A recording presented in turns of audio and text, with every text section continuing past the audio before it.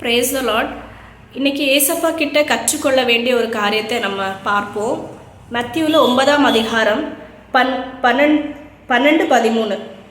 இயேசு அதை கேட்டு, பிஞ்ஞானிகளுக்கு வைத்தியன் வேண்டியது அல்லாமல் சுகமுள்ளவர்களுக்கு வேண்டியதில்லை, பலியே அல்ல இரக்கத்தே விரும்புகிறேன் என்பதின் கருத்து என்னதென்று போய் கற்றுக்கொள்ளுங்கள். நீதிமான்களே அல்ல பாவிகளை மனம் திரும்புவதற்கு அழைக்க வந்தேன் என்றார். இந்த சம்பவம் எப்போ நடந்தது அப்படின்னு சொன்னால், ஏசப்பா ஒரு விருந்தில் அழைக்கப்படும் போது அந்த இடத்துல சில பாவிகளும் ஆயக்காரங்களோடு உட்கார்ந்து சாப்பிட்றது பார்த்து பரிசேயர் சொல்லுவாங்க, கிரிட்டிசைஸ் பண்ணுவாங்க ஏசப்பாவை. இந்த மாதிரி பாவியோட உட்கார்ந்து சாப்பிட்றாரு, பாவிகளோட ஸ்நேகிதராக இருக்காரு அப்படின்னு சொல்லி அவங்கள கிரிட்டிசைஸ் பண்ணி பேசுவாங்க. அப்போ தான் ஏசப்பா சொல்லுவாங்க, it's not the healthy who need doctor but the sick அப்படின்னு சொல்லி, நீதிமான்களே அல்ல பாவிகளே ரட்சிக்க வந்தேன் அப்படின்னு சொல்லுவாங்க. நாமளும் கிறிஸ்தவத்தில் நம்ம முதிர்ச்சி அடைந்த இருக்குமே, ஆனால் நம்மளும் நம்ம யாரையும் அண்டர் எஸ்டிமேட் பண்ணிடக்கூடாது அப்படின்னு சொல்லி நம்ம ஏசப்பாவோட நடக்க வச்சு நம்ம கற்றுக்கொள்ள வேண்டியதாக இருக்குது. நம்ம சரி ரட்சிக்கப்பட்டுட்டோம், அண்டர் பரிசுத்த செப்பரேட் பண்ணிட்டாங்க, இந்த வேர்ல்டுலேருந்து செப்பரேட் பண்ணிட்டாங்க, எல்லாருக்கிட்டே செப்பரேட் பண்ணிட்டாங்கன்னு சொல்லி நம்ம டோட்டலாக உலகத்தில் கட் ஆஃப் பண்ணி வாழ முடியாது. எல்லாரோடையும் நம்ம பழக வேண்டிய சூழ்நிலைகள் வரும். யாரையும் நம்ம அண்டர் எஸ்டிமேட் பண்ணுறதோ, யாரையும் தள்ளி வைக்கிறதோ, நம்மளோட ஸ்டாண்டர்ட் மெயின்டைன் பண்ணணும், நம்ம ஸ்தானத்தை காத்துக்கொள்ளணும் அப்படின்னு சொல்லி இருக்கிறதும் ஆண்டவர் விரும்ப மாட்டாங்க.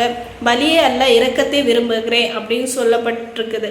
ஸோ நம்ம ரட்சிப்புக்குள்ளே வந்துட்டோம், நம்மளை பாதுகாத்துக்கொள்ளணும், நம்ம பரிசுத்தமாக இருக்கணும், அது ஒரு பக்கம் இருந்தாலும் அதில் செல்ஃபிஷ் நமக்கு வந்துடக்கூடாது. நம்ம கற்றுக்கொண்ட காரியங்கள் மற்றவங்களுக்கு யூஸ்ஃபுல்லாக இருக்கணும். இப்போ ஏசப்பா ஹெவனை விட்டு ஏர்த்தில் வந்தது பாவிகளை ரட்சிக்க தான் வந்தாங்க. ஆண்டவர் அவங்களோட ஸ்டாண்டர்டை விட்டு தான் ஆண்டவர் இறங்கி வந்தாங்க.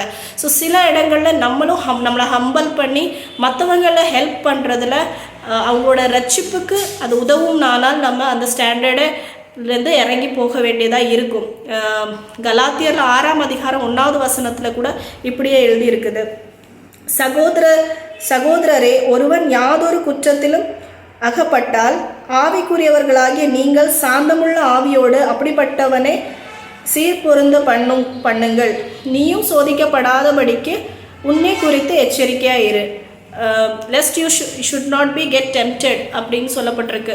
பட் நமக்கு அந்த ஸ்ட்ரென்த் இருக்கும்போது நம்மளோட பிரதர்ஸ் யார் இருந்தாலும், brothers or sisters whoever is weak, அவங்களுக்கு ஹெல்ப் பண்ண சொல்கிறாங்க. சகோதரரே, ஒருவன் யாதொரு குற்றத்தில் அகப்பட்டால் நம்ம என்ன பண்ணணும்? அப்படி ஒரு வேளை ஒரு குற்றத்தில் நம்ம சொந்த சகோதரிகள் இருந்தாலும் நம்மளால் முடிஞ்ச உதவி ஜபத்தினாலேயும் ஆலோசனைனாலேயும் சாந்தமுள்ள குணத்தோடு, அவங்கள அல்பமாக எண்ணி அல்ல, அவங்கள புறக்கணிச்சிட்டு அல்ல, சாந்தமுள்ள ஆவியோடு அவங்களும் பரலோகம் வரணும் அப்படின்னு சொல்லி எண்ணத்தோடு நம்ம செயல்படணும்னு சொல்லி ஆண்டவர் விரும்புகிறாங்க.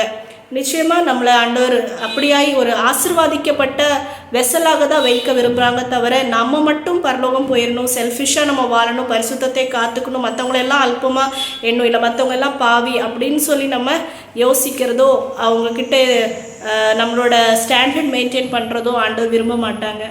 ஆண்டவருக்கு மகிமை உண்டாகட்டும்.